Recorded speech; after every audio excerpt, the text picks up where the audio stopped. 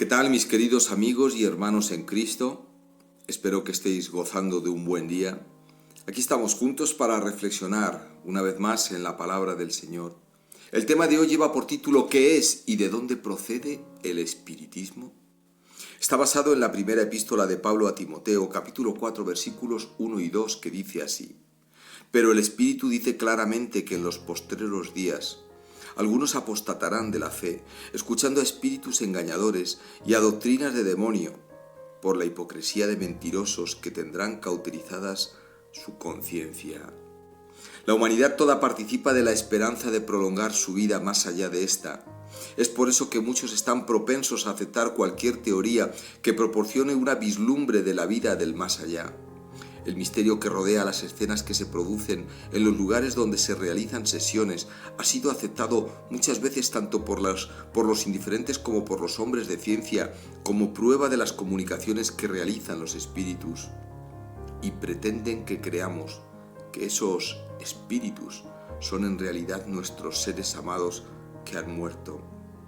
El espiritismo en su forma moderna data de marzo de 1848. Por ese entonces se supuso que las comunicaciones con los muertos por fin se habían establecido, mediante golpes que se oían en la casa de la familia Fox, en Nueva York. El movimiento que se inició así se esparció con sorprendente rapidez y adquirió enorme influencia en todas las clases sociales del mundo entero. Este fenómeno se debió especialmente a dos causas.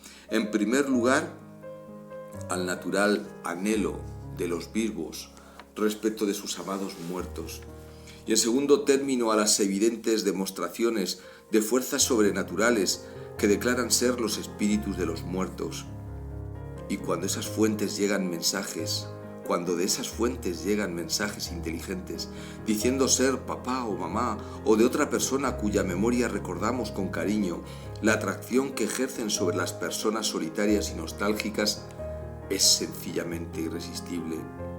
No es de admirar que las masas humanas sean tan fácil presa de las enseñanzas espiritistas. En todos lados hay lugares que han quedado vacíos.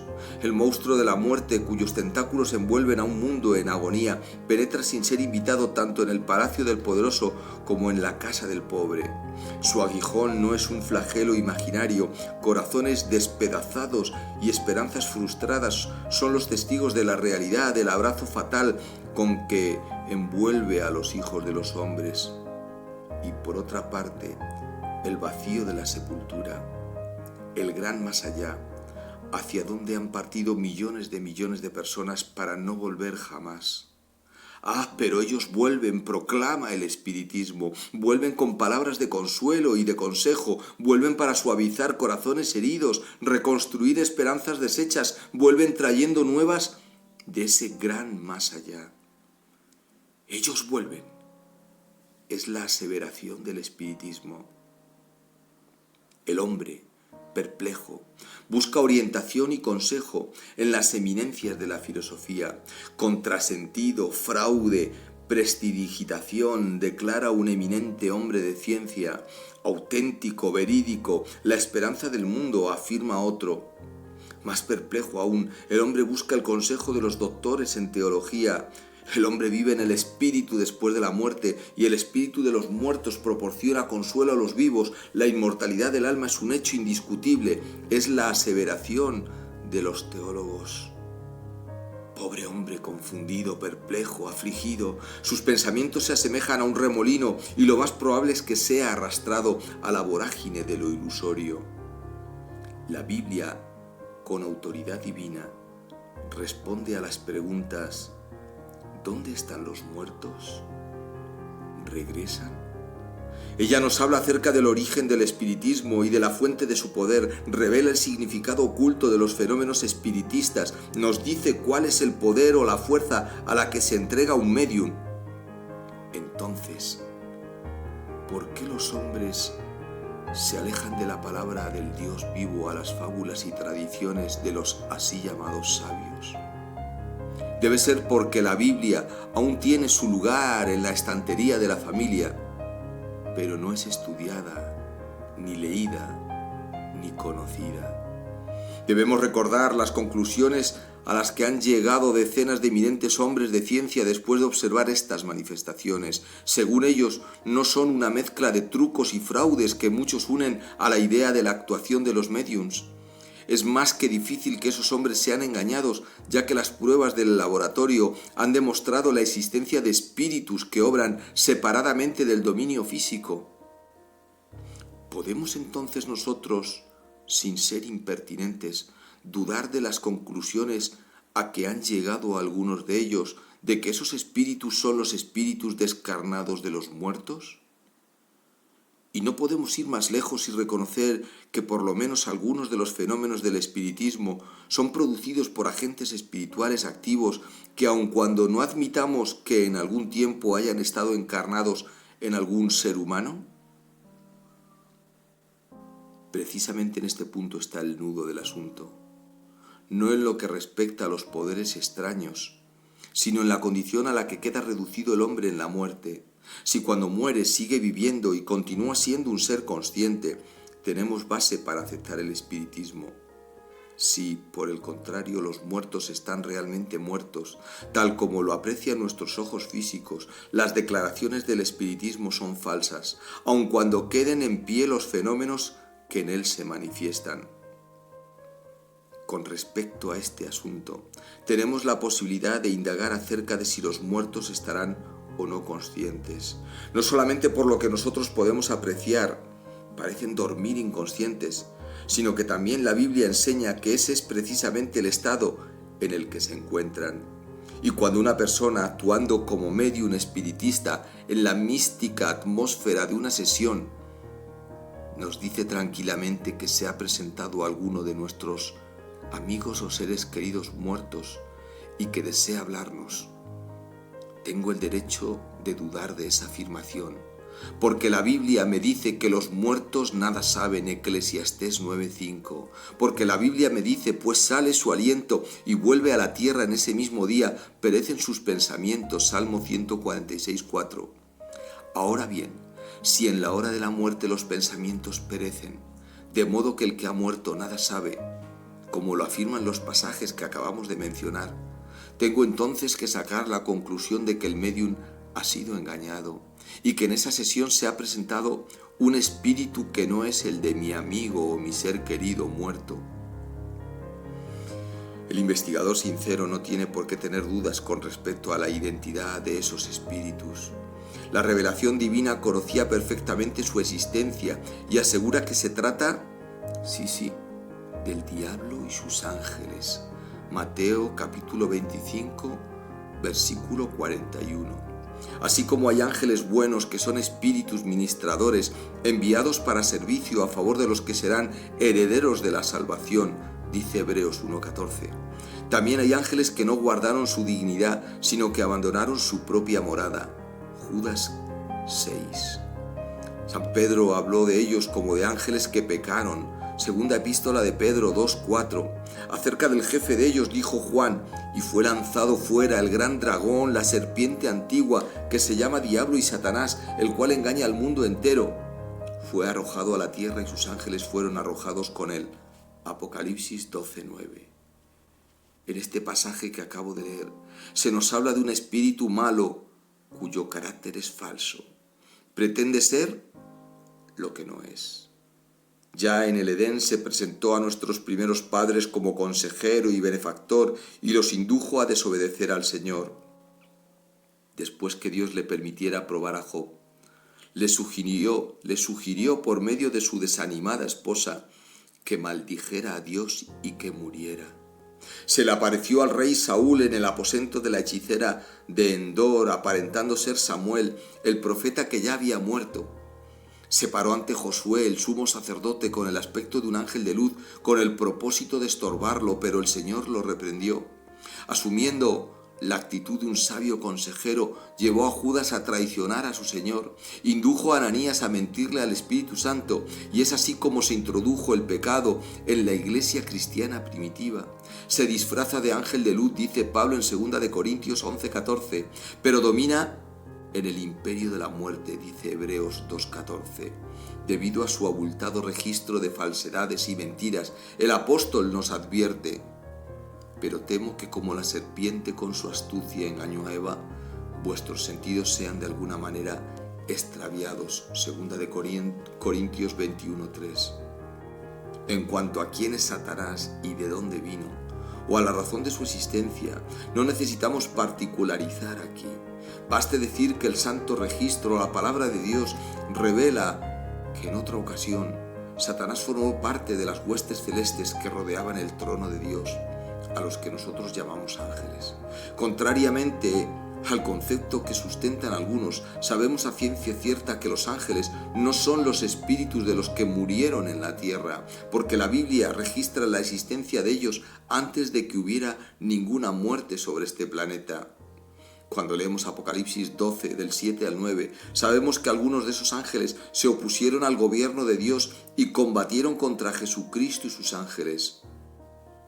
En Ezequiel 28, del 12 al 19, se nos dice que su jefe fue en un tiempo querubín cubridor en el santuario de Dios, pero se enorgulleció y pecó. En Isaías 14, del 12 a 14, se describe a Lucifer como el hijo del alba, el que aspiró a sentarse en el mismísimo trono de Dios. Y así como Adán y Eva fueron expulsados del paraíso a causa del pecado, también Lucifer y sus ángeles fueron expulsados del cielo, al tiempo que las huestes celestes exclamaban: «Ay de los moradores de la tierra y el mar, porque el diablo ha descendido a vosotros con gran ira». Apocalipsis 12:12. La Biblia nos habla de los ángeles caídos y nos dice que son huestes espirituales de maldad en las regiones celestes. Efesios 6:12. Algunos tienen la idea de que los malos espíritus son simplemente conceptos equivocados que actúan sobre la mente humana, pero vemos claramente que se tratan de seres reales, ya que tienen la capacidad de materializarse. Tenemos en la Biblia registro de una sesión donde tuvo lugar esa materialización, de una sesión donde tuvo una aparición. Es el caso de la hechicera de Endor y el rey Saúl, cuando apareció una figura que pretendía personificar al fallecido Samuel. Algunas de esas mismas huestes de maldad aparecen en la actualidad en todas las sesiones donde se dan casos reales de materialización. Cuando Jesús fue tentado en el desierto, lo enfrentó un ser luminoso, lleno de gloria, y con simulada y bondadosa solicitud lo condujo hasta la cumbre de un monte y a lo más alto del pináculo del templo. Con especiales demostraciones de interés en la misión del Salvador, le propuso que manifestara su poder divino por medio de actos extraordinarios. No obstante, los ojos del Maestro penetraron más allá de la máscara de hipocresía y ordenó: «Vete, Satanás». Así es que hemos identificado entonces a ese espíritu capaz de materializarse y nos parece que no queda mucho margen para que la gente se deje engañar por esos fenómenos de las apariciones en las sesiones espiritistas. Debe tenerse en cuenta el hecho de que la influencia de esas sesiones espiritistas responde a un plan inteligente y bien orquestado para desviar a sus adeptos de las inspiradas enseñanzas de la palabra de Dios. A veces esa influencia parece ser la imagen de la bondad. Se presentan temas espirituales, se emplean rótulos cristianos, se citan pasajes de las Escrituras. Pero también sabemos que Satanás es capaz de hacerlo. Así lo hizo con Jesús mismo y no ha perdido esa habilidad. De modo que la expresión de sentimientos elevados, las citas de las Escrituras que se puedan hacer, no siempre son evidencia de virtud y de piedad. No solo las evidencias de la razón y la ciencia ponen en tela de juicio las pretensiones del espiritismo, sino que también la Biblia establece con toda claridad que esos espíritus no son los espíritus descarnados de los muertos. En ella leemos: los vivos saben que han de morir, pero los muertos nada saben. También su amor y su odio y su envidia se acabó ya, y nunca más tendrán parte en todo lo que se hace debajo del sol. Todo lo que te viene a la mano para hacer, hazlo según tus fuerzas, porque en el Seol, a donde vas, no hay obra, ni trabajo, ni ciencia, ni sabiduría. Dice el libro de Eclesiastés 9, versículos 5, 6 y 10.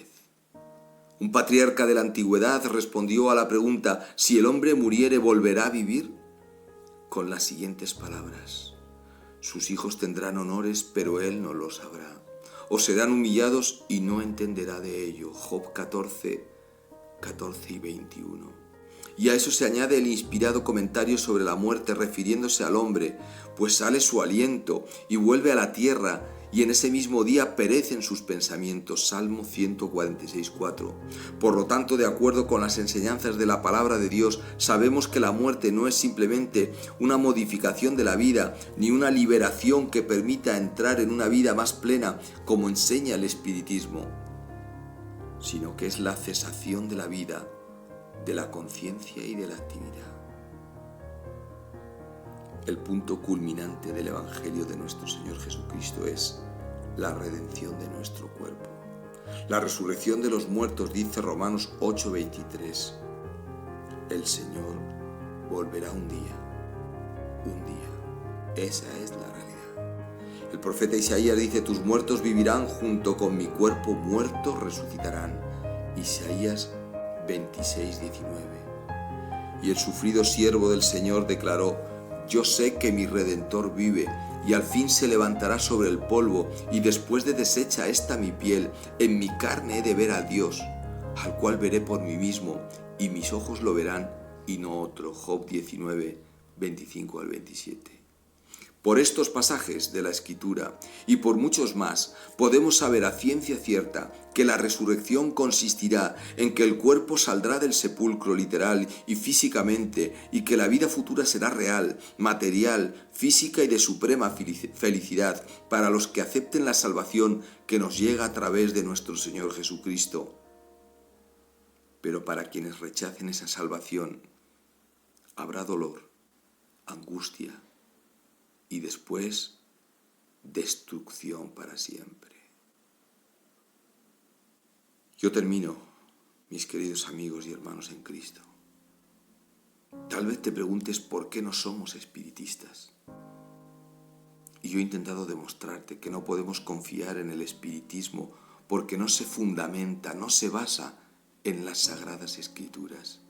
Primero, el espiritismo pretende traernos las palabras de nuestros muertos, pero comprobamos que ellos están durmiendo tranquilamente, libres de las ansiedades de la vida y esperando la mañana de la resurrección. Segundo, aunque tengamos todos los indicios de que en el espiritismo actúan agentes sobrenaturales, las Escrituras nos dicen que no son los espíritus de nuestros muertos, pero sí el diablo y sus ángeles. Tercero, el espiritismo fue anunciado en la profecía. La Biblia dice, 1 Timoteo 4, 1 y 2, pero el Espíritu dice claramente que en los postreros tiempos algunos apostatarán de la fe, escuchando a espíritus engañadores y a doctrinas de demonios, por la hipocresía de mentirosos que tendrán cauterizada la conciencia. Ahora que hemos visto cuál es el carácter, la influencia y la raíz del espiritismo, si queremos ser sinceros y fieles, debemos rechazarlo. Que Dios te bendiga. Amén.